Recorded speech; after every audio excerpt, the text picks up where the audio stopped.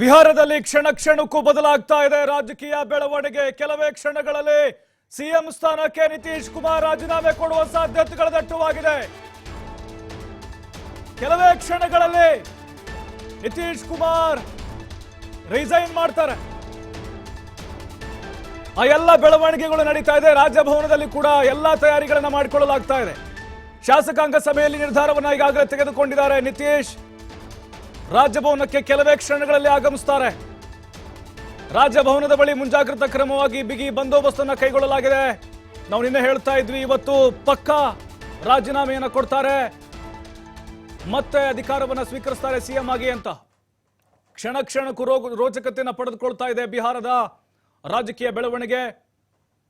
ಇಂಡಿಯಾಗೆ ಸೆಡ್ ಹೊಡೆದು ಶಾಕನ್ನ ಕೊಟ್ಟು ಅದರಿಂದ ಆಚೆ ಬಂದು ಈಗ ಮತ್ತೆ 8ನೇ ಬಾರಿಗೆ ಸಿಎಂ ಆಗಿ ಅಧಿಕಾರವನ್ನ ಪದಗ್ರಹಣ ಮಾಡಲಿಕ್ಕೆ ನಿತೀಶ್ ಕುಮಾರ್ ಅವರು ಕಾಯ್ತಾ ಇದ್ದಾರೆ. ನಮಗೆ ಗೊತ್ತಿದೆ ಯಾಕೆ ಅವರು ಮತ್ತೆ ಎನ್ಡಿಎ ಜೊತೆ ಕೈ ಜೋಡಿಸ್ತಾ ಇದ್ದಾರೆ ಅಂತ ಹೇಳಿ. ಬಿಜೆಪಿ ಸಭೆ ಇತ್ತು, ಅದು ಕೂಡ ಈಗ ಮತ್ತೆ ಹೋಲ್ಡ್ ಮಾಡಿದ್ದಾರೆ ಸದ್ಯಕ್ಕೆ. ಇವತ್ತು ಸಂಜೆ 4 ಗಂಟೆಗೆ ನಿತೀಶ್ ಕುಮಾರ್ ಅವರು ರಾಜಭವನದಲ್ಲಿ ಮುಖ್ಯಮಂತ್ರಿಯಾಗಿ ಪ್ರಮಾಣ ವಚನ ಸ್ವೀಕರಿಸ್ತಾರೆ. ಎಲ್ಲ ಅದಕ್ಕೆ ಪೂರಕವಾದಂತಹ ಬೆಳವಣಿಗೆಗಳು ನಡೀತಾ ಇದೆ. ತಮ್ಮ ಶಾಸಕರ ಶಕ್ತಿ ಪ್ರದರ್ಶನ ಕೂಡ ಇರುತ್ತೆ. 2 ಡಿಸಿಎಂ ಹುದ್ದೆ, ಒಂದು ರೇಣುದೇವಿ ಅಂತ ಹೇಳಿ ಬಿಜೆಪಿಯದ್ದು, ಇನ್ನೊಬ್ರು ಸುಶೀಲ್ ಕುಮಾರ್ ಮೋದಿ. ನೋಡಿ, 2 ಡಿಸಿಎಂ ಹುದ್ದೆಗಳು ಸೃಷ್ಟಿಯಾಗ್ತಾ ಇದೆ.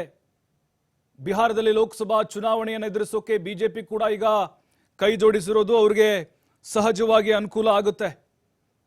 ನಿತೀಶ್ ಕುಮಾರ್ ಅವರು 18 ವರ್ಷಗಳಿಂದ ಬಿಹಾರದ ಸಿಎಂ ಆಗಿ ಅಧಿಕಾರವನ್ನು ಅನುಭವಿಸ್ತಾನೆ ಬರ್ತಾ ಇದ್ದಾರೆ. ಅವರಿಗೆ ಒಂದು ಬಿರುದಿದೆ, ಜಂಪಿಂಗ್ ಸ್ಟಾರ್ ಅಂತ ಹೇಳಿ, ಪಲ್ಟು ರಾಮ್ ಅಂತ ಕರೀತಾರೆ ಅವ್ರನ್ನ. ಯಾಕಂದ್ರೆ ಇವತ್ತು ಕಾಂಗ್ರೆಸ್ನಲ್ಲಿದ್ರೆ ಇನ್ನೊಂದು ಕಡೆ ಬಿಜೆಪಿ ಜೊತೆ ಹೋಗ್ತಾರೆ, ನಾಳೆ ಅಲ್ಲಿ ಎಡಪಕ್ಷಗಳ ಜೊತೆ ಹೋಗ್ತಾರೆ, ಆಮೇಲೆ RJD ಜೊತೆಗೆ ಕೈ ಜೋಡಿಸ್ತಾರೆ. ಹಾಗಾಗಿನೇ ಈಗ ಸಂಖ್ಯಾಬಲದ ಕೊರತೆ ಯಾವುದೇ ಕಾರಣಕ್ಕೂ ಎದುರಾಗೋದಿಲ್ಲ. ಯಾಕಂತ ಹೇಳಿದ್ರೆ ಅಲ್ಲಿ 122 ಮ್ಯಾಜಿಕ್ ನಂಬರ್.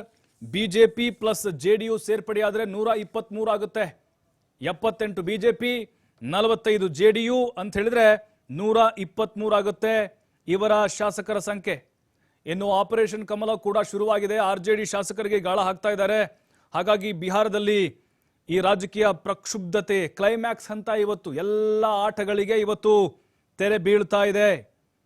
ಹಾಗಾಗಿನೇ ಒಟ್ಟು 243 ಕ್ಷೇತ್ರ ಅಲ್ಲಿ 122 ಮ್ಯಾಜಿಕ್ ನಂಬರ್, ಬಿಜೆಪಿಯಲ್ಲಿ 78, JDU 45, 123 ಆಯಿತು. ಯಾವುದೇ ಕಾರಣಕ್ಕೂ ಅಲ್ಲಿ ಮ್ಯಾಜಿಕ್ ನಂಬರ್ಗೆ ಕೊರತೆ ಆಗುವುದಿಲ್ಲ. ಹಾಗಾಗಿನೇ ನಿತೀಶ್ ಕುಮಾರ್ ಇಂಡಿಯಾ ಮೈತ್ರಿಕೂಟದ ವಿರುದ್ಧ ಅಸಮಾಧಾನ ಬಹಿರಂಗವಾಗಿ ಹೊರಹಾಕಿದ್ರು. ಇತ್ತೀಚೆಗೆ ಗಣರಾಜ್ಯೋತ್ಸವ ಸಂದರ್ಭದಲ್ಲಿ ಕಾರ್ಯಕ್ರಮದಲ್ಲಿ ತೇಜಸ್ವಿ ಯಾದವ್ DCM ಜೊತೆ ಅಂತರವನ್ನು ಕಾಯ್ದುಕೊಂಡಿದ್ರು. ನಾವು ನೋಡ್ತಾ ಇದ್ದೀವಿ ರಾಜಭವನ ಇದು. ರಾಜಭವನದ ದೃಶ್ಯ. ಕೆಲವೇ ಕ್ಷಣಗಳಲ್ಲಿ ನಿತೀಶ್ ಕುಮಾರ್ ಆಗಮಿಸುತ್ತಾರೆ ರಾಜೀನಾಮೆಯನ್ನು ಕೊಡಲಿಕ್ಕೆ. ಭಾರಿ ಬಿಗಿ ಭದ್ರತೆಯನ್ನು ಕೈಗೊಳ್ಳಲಾಗಿದೆ.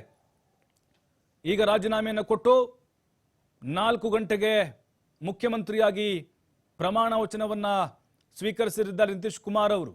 ಸಾಕಷ್ಟು ಅಸಮಾಧಾನಗಳು ಸ್ಥಳೀಯವಾಗಿ ಸೀಟ್ ಹಂಚಿಕೆ ಬಗ್ಗೆ ಕೂಡ, ಆಮೇಲೆ ಲಾಲೂ ಪ್ರಸಾದ್ ಯಾದವ್ ಅವರ ಕುಟುಂಬದ ಜೊತೆಗಿನ ಆ ಟೀಕೆಗಳು ಮತ್ತು ಇಂಡಿಯಾ ಮೈತ್ರಿಕೂಟದಲ್ಲಿ ಅವರಿಗೆ ಆದಂತಹ ಅವಮಾನ, ಅಂದರೆ ಸಂಚಾಲಕ ಹುದ್ದೆ ಅವರು ಸ್ವೀಕರಿಸೋಕೆ ರೆಡಿ ಇದ್ರೂ ಕೂಡ ಒಳಗೆ ಅಸಮಾಧಾನಗಳಿತ್ತು. ಆರಂಭದಲ್ಲಿ ಇಂಡಿಯಾ ಒಕ್ಕೂಟವನ್ನ ಕಟ್ಟಿದಂಥವ್ರು ಇವರೇ, ಪ್ರಧಾನಿ ಅಭ್ಯರ್ಥಿ ಅಂತ ಬಿಂಬಿಸಲಾಗ್ತಾ ಇತ್ತು. ಯಾವಾಗ ಮಲ್ಲಿಕಾರ್ಜುನ ಖರ್ಗೆ ಅವರನ್ನ ಇಂಡಿಯಾ ಒಕ್ಕೂಟದ ಅಧ್ಯಕ್ಷರನ್ನಾಗಿ ಮಾಡಿದ್ರು, ಅವರು ಪ್ರಧಾನಿ ಅಭ್ಯರ್ಥಿ ಅಂತ ಹೇಳಿ ಬಿಂಬಿಸೋಕೆ ಶುರು ಮಾಡಿದ್ರು.